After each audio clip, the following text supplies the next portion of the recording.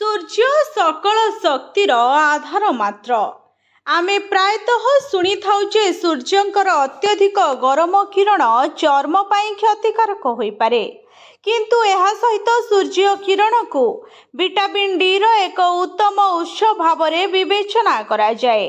ଏହା ବ୍ୟତୀତ ମାନସିକ ସ୍ୱାସ୍ଥ୍ୟ ପାଇଁ ମଧ୍ୟ ଖୁବ୍ ଲାଭଦାୟକ ସାବ୍ୟସ୍ତ ହୋଇପାରେ।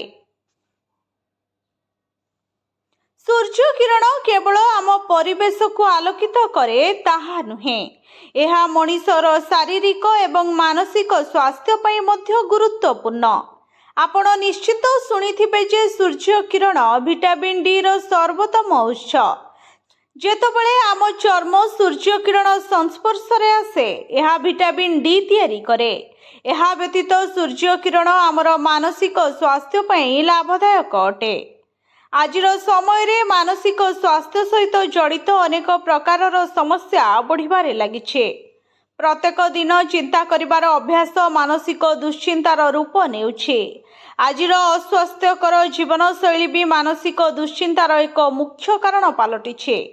ସେଥିପାଇଁ ମାନସିକ ସ୍ୱାସ୍ଥ୍ୟକୁ ଭଲ ରଖିବା ପାଇଁ ସଠିକ୍ ସମୟରେ ଶୋଇବା ଏବଂ ଉଠିବା ସହ ଧ୍ୟାନ କରିବା ଆବଶ୍ୟକ। ପ୍ରାତଃକାଳୀନ ଏହି ମେଡିଟେସନ ସମୟରେ ଶରୀରକୁ ମିଳୁଥିବା ସୂର୍ଯ୍ୟ କିରଣ ମାନସିକ ସ୍ୱାସ୍ଥ୍ୟ ପାଇଁ ବେଶ୍ ଲାଭପ୍ରଦ ହୋଇଥାଏ।